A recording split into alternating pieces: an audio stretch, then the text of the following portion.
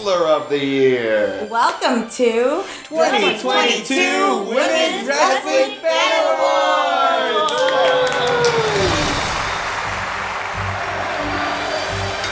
Welcome everyone to Ring the Bell. This is DS and we've got the full family here. All the way from Dead Bod Demigod, Joey Mayberry. the Sriracha Muchacha, Paloma Star. And I am the interdimensional Shiro Moxie Molly. welcome back, That so Moxie. much. In the flesh, Shiro.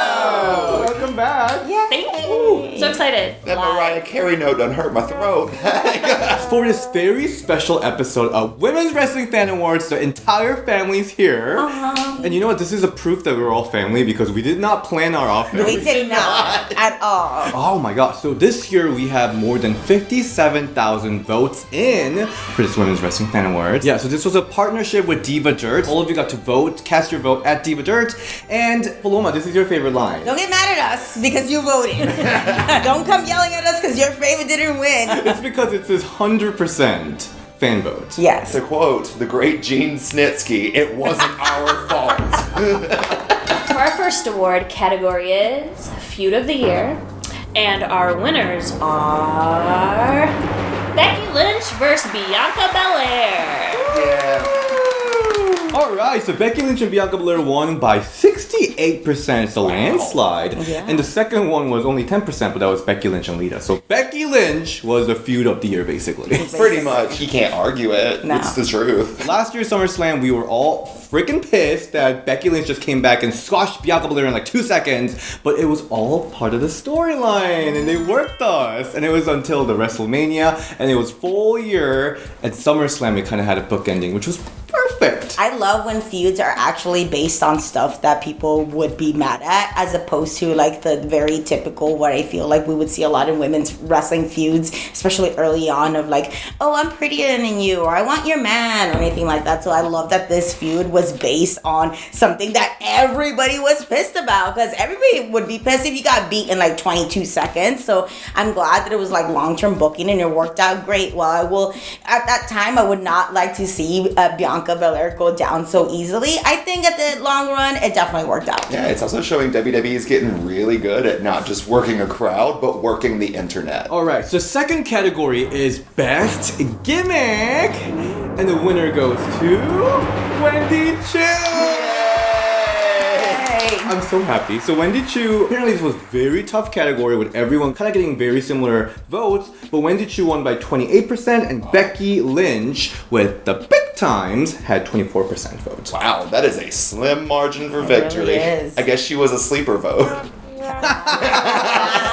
I watch all of her stuff on Instagram, like all her little clips. I want to wrestle in a onesie, so I'm sad that I missed that. This is like my spirit animal, and I know that so many people were like, this is why wrestling is like going down, this is like terrible, and I'm like, yeah, you guys loved Orange, what's his name? The Orange jean wearing Cassidy. Orange Cassidy. Also, this gimmick is so marketable. Like, I don't think people like fail to realize how much in wrestling like marketability matters, because the amount of like stuff she could sell, and like even like cute little face mask with like Wendy Chu on it. Come on, pillowcases. Who's wondering when they're gonna make a pillow? Right? Something. The possibilities are endless, and it could really appeal to both the kids and grown-ups, because you know everybody sleeps just like everybody poops. And then the most important thing is that Wendy Chu can wrestle. She can Yes! She wrestled the Most house down. importantly, yes, And she knew how to work exactly. this gimmick. Especially if it's such a big gimmick like that. A lot of times, like, the gimmick, like, overpowers the wrestler. But Wendy Chu's such a good wrestler that she didn't let the gimmick wear her. She wore the gimmick and did it beautifully. Two extreme gimmicks from her, because you had Tien Shaw Yeah. and Wendy Chu. She can do anything. Next category is Best Finisher. And the winner is... Oh, shit. Bianca Belair with the KOD. Woo! I mean, what a great finisher. Oh, totally, for sure. I mean, the second place was Athena with the O face, another really good finisher. Either one of those, I don't think you could go wrong. I always say like, oh, a good finisher, you could hit on anybody. But when you're as strong as Bianca Belair, doesn't matter who that somebody is, she's gonna hit that KOD on anybody from anywhere. As we saw so many different variations of it. And so many like iconic ones, like the one on Dewdrop, the one on Bailey with the ladder, like lots of like really big KODs that are memorable. Yeah, and every time she hits a big KOD, like people just erupts. She also knows how to kind of change it up a lot so that it's not boring. I'm just waiting for her to go on top rope. I'm just waiting for her to hit it on Roman Reigns. That's what I want. And win the title from him finally. Why not? Do it. Next category is Best Promo. And your winner is Asuka and Io Sky Japanese promo.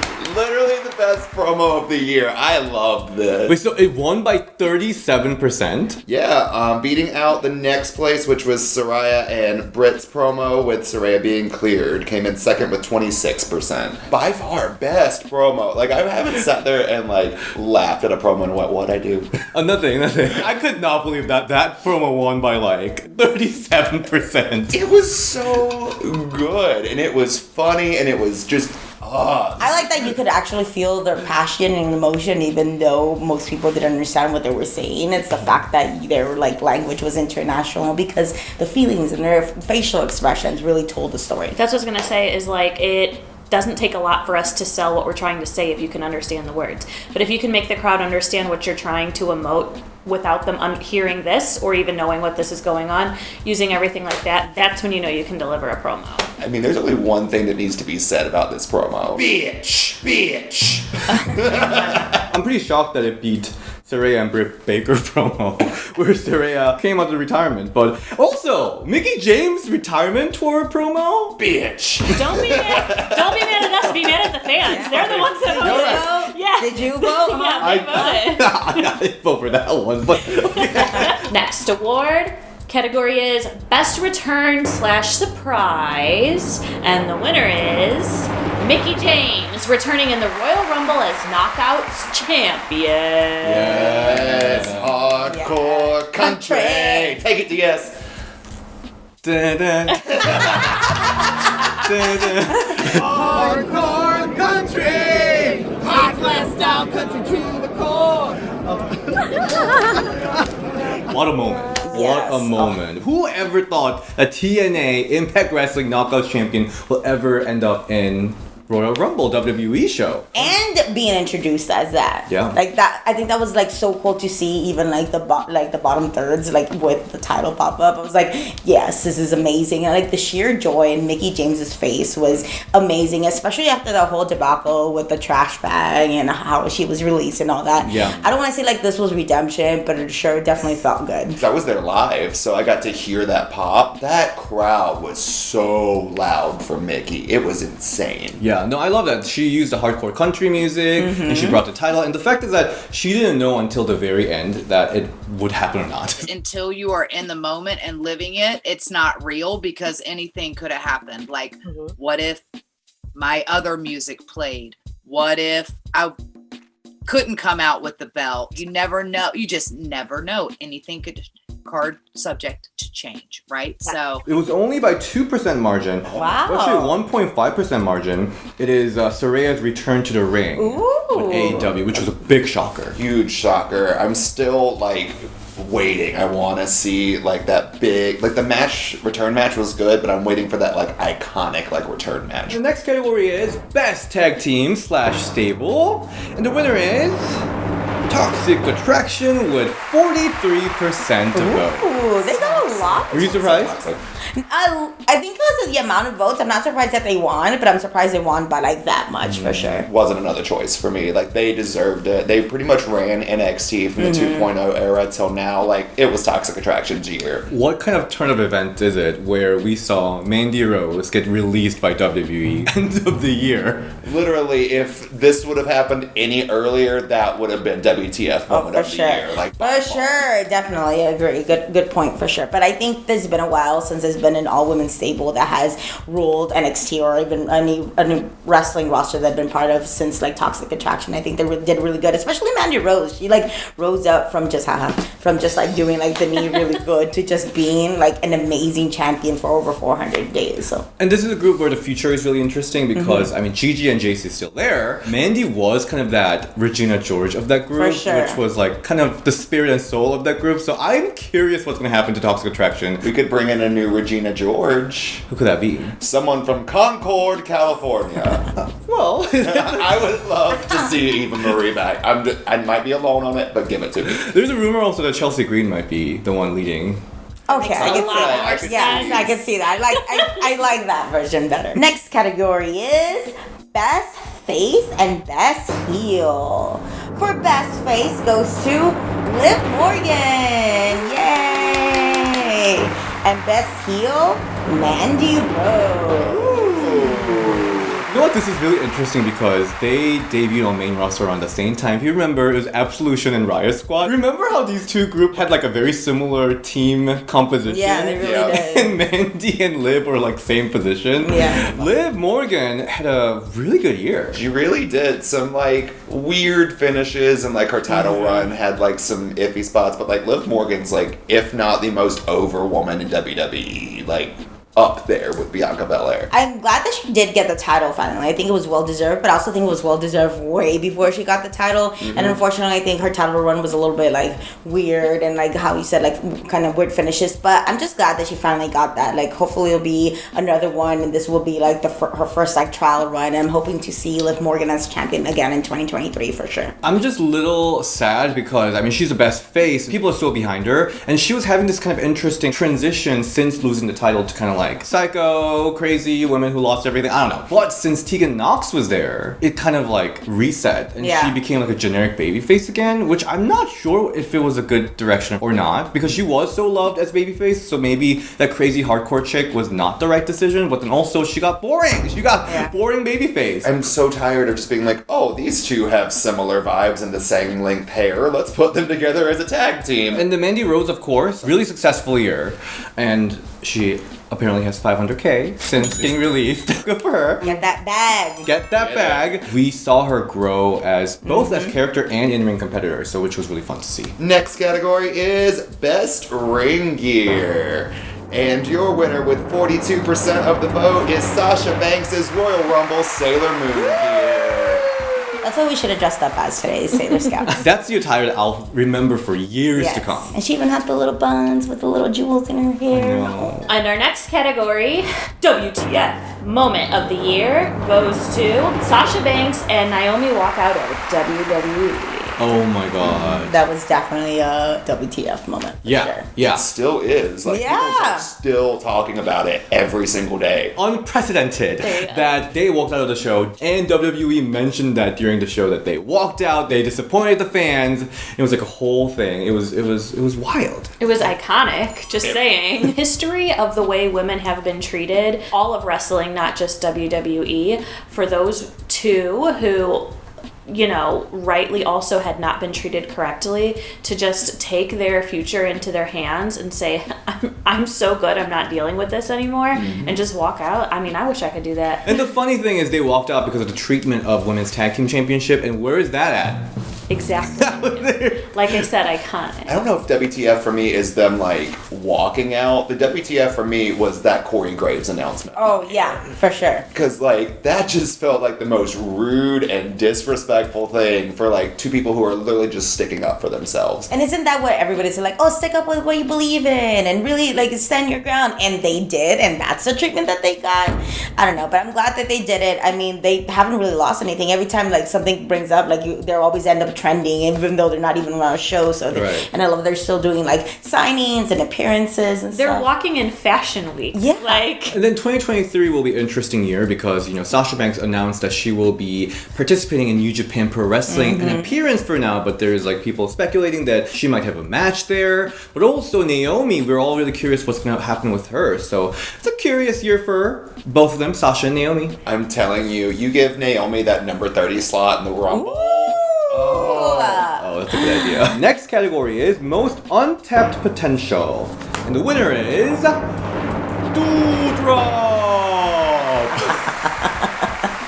I like how somebody popped the way that you said it last time, so then you said it again that way. So it's Dewdrop. It's popping me every time. That's my WTF. So she only won by 5 votes over Shotzi.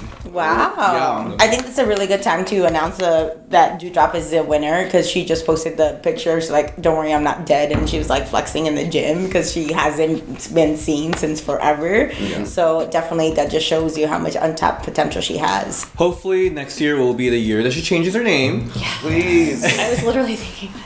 And be in more interesting storylines. Even if you don't even have to use Niven, just Piper, anything. Something, Give us- anything. What about Shotzi being so high up here? Deserved. Both of them have such untapped potential, and I want to give Shotzi a match with someone other than Ronda. Like, give us a big time match. Let her show what she can really do. Have Dewdrop and Shotzi work a program together. That'd be great because Shotzi is great at taking like these crazy bumps that it almost looks like she dies, and like I feel like Dewdrop is really great at delivering those bumps safely. So why not put them in a program too? I think Dewdrop and Shotzi are in here for a little bit different reasons because I think Shotzi was featured pretty regularly this year, and she was both heel and face.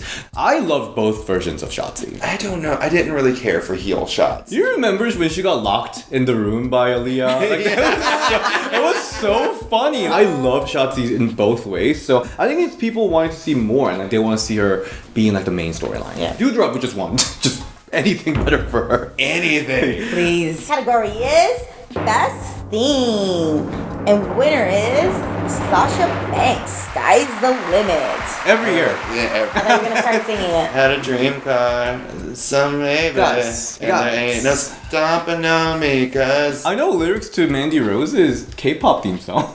빠져버렸어, 나는 bad boy. I thought you were gonna say current theme song, and I'm like, the only word is toxic. I mean, that one wins every year. Yeah, with 33% of the vote. So And then next year will probably be the first year that she won't win. she'll probably still win. She probably will. Unless she comes back, yeah, I guess to WWE, right? Or whatever new song she comes out with. Or she will never use it the whole year and it will still win it. Yeah. Yeah. Category is Breakout Star, and the winner is Liv Morgan with 43% of the vote. Second place was Jamie Hayter with 24%. I don't know if Liv Morgan broke out of anything this year. I mean, she broke out of something. She broke out of mid card, y'all. Yeah, but she was like high mid. She was always trying to get into that. She's peek into that main card, I guess. She finally did. I guess she finally did. She did, I guess so, but she already felt like a star Yes, to me. that's what I was gonna say. And like I didn't see her breaking out of anything. I see her like achieving more. Breaking out, I don't know, because like Jamie Hayter, that's like the definition of a breakout to me for the year. I agree with that. Same. I didn't see Jamie Hayter coming out. Like, she just came out of nowhere. Yeah. I think, I even remember when she first got signed, I'm like, oh, that's kind of random, but cool, good for her.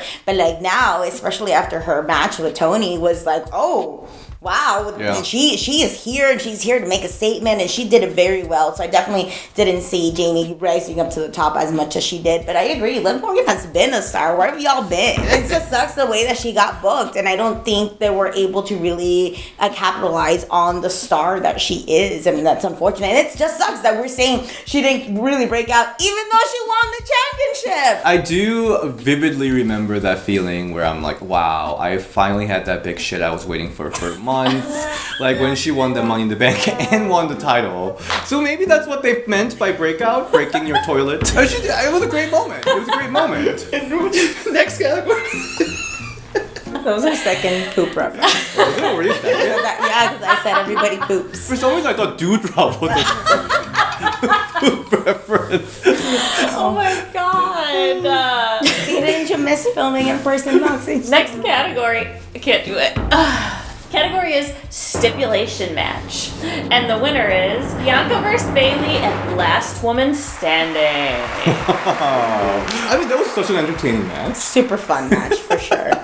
It was like a variety show with like full of surprises from whack-a-mole to Golf car racing. I liked it. Personally, for me, I was more a fan of the ladder match, but this one's good. Solid little match. Especially whenever it's kind of hard to do anything new in wrestling that hasn't been done before, and I think a lot of things that they did in this match was like, oh, I haven't seen that before. Oh, that's a fun, creative way to get into it. So I think that was more what the best stipulation was for me, is that doing something new out of something that we've seen a lot of times, because we've seen so many last woman, last man standing matches where it's kind of hard to come up with something new, but they actually did. I wonder if this means that WWE audience, unlike AEW audience, this is the type of a stipulation match they want to see instead of like violence and blood and gore. Well, I mean, me personally, I don't like the blood and gore. That's not my kind of wrestling, because blood kind of irks me. Shout out to AEW for making golf carts a staple in matches. Yeah. Like, You're right. I want to do major shout out to Impact Wrestling. I mean, this is the inherent issue with the fan awards, Yeah. where the number of audience kind of Skews WWE Yeah. for sure. right. The thing is, but Impact Wrestling did so many great stipulation matches this year. All the matches that Mickie James was in, to the Queen of the Mountains match, last Yeah. knockout standing match, it was all amazing. So they were in the nominations. So hopefully that kind of like pushed you into watching more knockouts, because they're amazing. They're killing it. They really are. yeah, this is our plea. Please go watch Impact Wrestling, everyone. You're missing so many great things. And the next category is Promotion and Brand of the Year, and the winner is NXT with 37%. I wonder if people were voting for our regular NXT, like the black and yellow, or NXT 2.0, or which version of NXT they were doing, or just like NXT in general. You know, I was actually really worried when NXT kind of reverted back to that black and gold or orange, whatever that aesthetics. I don't know about getting better, but it's very consistently strong. It is, and then bringing back so many different women at NXT just to kind of like boost up the talent. Like having Natalya come back was huge. I thought she had great matches. I think they need to do more of that, honestly. NXT 2.0 has so many great characters that all so much memorable. Wendy Chu, Tiffany Stratton, even Ivy Nile with like crazy exercise machine kind of gimmick. Everyone's been so excellent, and there are a lot of people down in NXT, but you can all tell who's who. And recently, the Iron Survivor match. I love that match. That was such a good match, but I was watching it and I'm like, it's crazy how Performance Center is developing them so quickly into this like world-class athletes. To the point right now, I feel like NXT is almost not really seen as a developmental brand. If anything, I think it's seen more as like the wrestlers wrestling brand, because they always pull out really good matches. And you made a really good point of you always know which one it is, because every time I wrestle in a show, I always want to be like the one that stands out. Like everybody's like, oh, the girl with the hot sauce, or like the girl with the half and half hair. Because so many times when I see matches, especially in so many indie shows, you'll be like, oh, I like the blonde one. Well, which one? Oh, I like the white one. Yeah. Well, which one? The one wearing the two-piece. Well, which one? You know, like you keep on saying like different characteristics that they have, but you still can't pinpoint which one it is. And NXT does such a good job of developing characters that you're like right away like, oh, I like the one with the mini skateboard. Yeah. Oh, I like the one that sleeps and stuff like that. So like even though I could see a little gimmicky and a little character, I think it's definitely needed, especially if somebody's being first introduced to wrestling or they're not too familiar with it. Also, want to throw out NXT, like they are a third brand because they've now got like their own developmental level up. They are a third brand, and if anyone's watching and listening, put Amari Miller on television, please. Thank you. Next category is Best Non-Wrestler.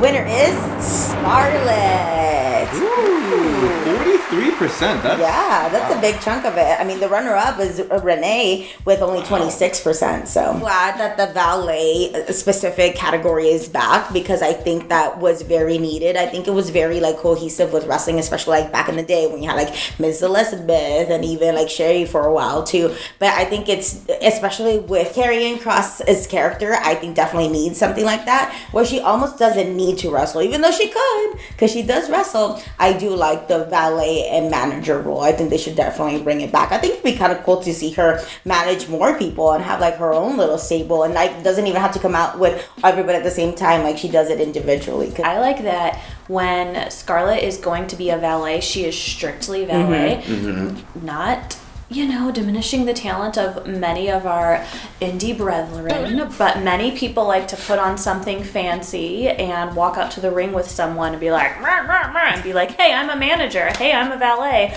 where she literally has looked at all the greats, fine-tuned what she's doing as a manager valet, and she keeps it strictly valet business. Like, I don't think you see that a lot anymore. Agreed. Next category is Match of the Year.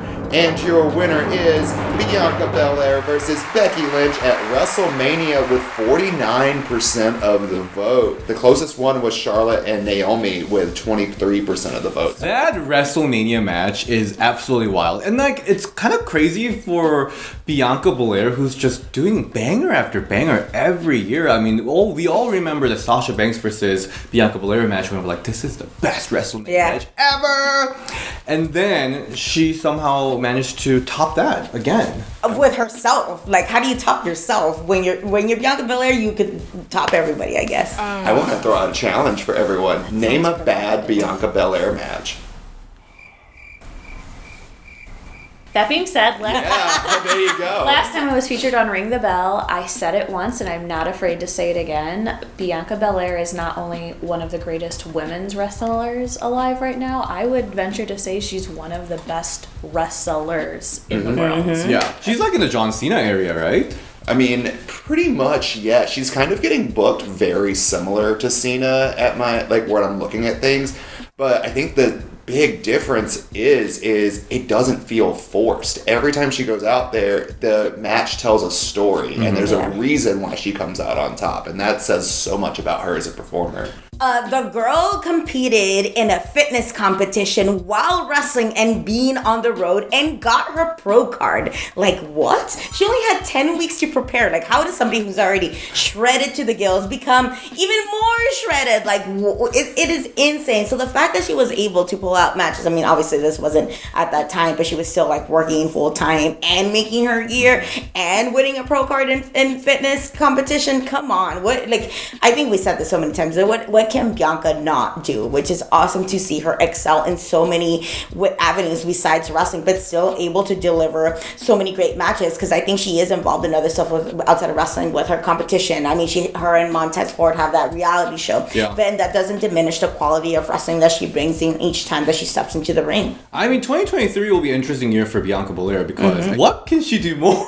What can she do more? Next stop, Marvel Cinematic Universe. Yeah, That's let's what go. we're To say. Yeah. And especially when you guys were comparing her to John Cena, I was like, well, now we just need her to be in an Amy Schumer movie or become a superhero. I feel like this year, especially when she basically ran through entire Damage Control, there were some people that were like, okay, she's like super Bianca. Yeah. But we still love her because it's like the matches are so good and like her gear is great, everything. But it's like next year, I feel like we'll see how, can it still go up like this? Yeah. Or will there be a point where maybe the sky's the limit? I don't know. I don't know what's going to happen. We'll see. Interesting, you say sky's the limit. Ooh. Category is, it's the big one, Wrestler of the Year. This is not a surprise. The award goes to Ms. Bianca Belair. 44% of the vote, followed up by Mandy Rose at 31, which is still a pretty huge margin. What is there to say? Bianca Belair. Like I said, best wrestler in the world. One of the best in the world. When the only flaw that I can think of to point out on a person is the fact that they use that weird lips with a ponytail graphic before she comes out, that says something. She's just the best performer in wrestling, in my opinion, right now. Yeah, such a good year for Bianca Belair. There is like, I mean, there's nothing more to say. This was her year again. So super congrats for her. I also want to point out that Mandy Rose, 31%. Mandy Rose, a lot of people thought this was her year too, because she just really was a queen of NXT. Sure had was. amazing matches. She got to defend her title against everyone. It was great for her too. The fact that she was able to hold a championship that long, I think, is very unseen, especially in the women's wrestling world. I feel like now, like, you always see like Roman and John Cena and insert name here that has held a belt for that long. But I think it's been a while since we've seen a woman not only hold the championship that long, but actually have meaningful matches. And then, of course, Mandy ended the year with a bang. I know, when you guys like, this is her year, I was like, and then she left. Then she got fired. Then it wasn't. I mean, she made a lot of money with that too, so I will say win for Mandy overall. Oh, for sure. So that was Women's Wrestling Fan Wars 2022. What did you all think of the year? It still feels like 2019 to me. I'm still lost in that. But this year, honestly, so many great moments, so many like iconic returns, so many things we never thought would happen. 2022 was just a year that wrestling won't forget, especially because we got a regime change. So here we go, 2023. Let's see what we got. I feel like a little bit, especially like in the middle of the year, women's wrestling was almost like at a lull, but just because it's just been at such a high point for so long, it's almost like natural to have like peaks and valleys. But I think here towards the end, it definitely picked up. And I mean, there was a lot of releases for sure. I mean, how many emergency videos did we have to film, unfortunately? But there was also a lot of returns too. But I think how you mentioned, the change of regime is definitely going to bring out a new kickstart for the new year for sure. So I'm excited to see what the new year brings. I mean, it's kind of crazy to do this every year and kind of like recap, like, what? That was this year? It's always crazy. So I want to see where we're at this time next year. I think that the best is yet to come. We've mentioned the regime change several times, and I think that we have been living in an old school world, and you know, old school got us here. It's great, but I can't wait for the new people to sweep out the old and bring in the new, because what we've seen so far has already been so electrifying. Yeah. I mean, there are so many great moments that we didn't get to highlight in this video. I mean, obviously, Melina returning. We did talk about the nominations, but we also didn't talk about Maurice, the Lucha Legend time. Lucha Legend! And then Athena's all the amazing promos. Let me keep it 100 with you. It was just so many great moments. Roxanne Perez, her year was absolutely amazing. For sure. There were so many great things for both legends, for the top stars, for the rookies. It was a great year. And I'm so excited that we spent this year with all of you, Ring the Bell fam. And we'll be going strong next year too. I just hope they bring back Evolution next year for sure. Oh, Yes. yeah. Let's make that into like our New Year's resolution. Hashtag Evolution too. Yes, for Yes. sure. I mean, it worked whenever I wrestled Jazz last year, so hey. All right. Yeah, let's remember do it. we got it happening, so let's That make happened this year too. I know, it happened this year. Crazy. It was in January of this year. Oh my god, that's so It good. did happen this year. If that's how it works, I want to fight Melina. There you go. Thank you so much everyone for joining in. Alright, all the way from there, where can we find you? Yeah, you can find me at Joey_Mayberry on Instagram and Twitter, Joey.Mayberry on TikTok. And if you like hearing about classic women's wrestling, please check out the Golden Era podcast, where Jake Smith and I run through the Divas era from 2001 on. It's streaming wherever you get your podcasts. You can find me at Paloma Star on Instagram and Twitter. You can find me at DShin on Instagram and Ring the Bell DS on Twitter. And you can find me across all social media platforms at that's THEE, Maximali, and be looking out for some exciting stuff I have coming at the beginning of this year. Oh. Happy holidays and Happy New Year!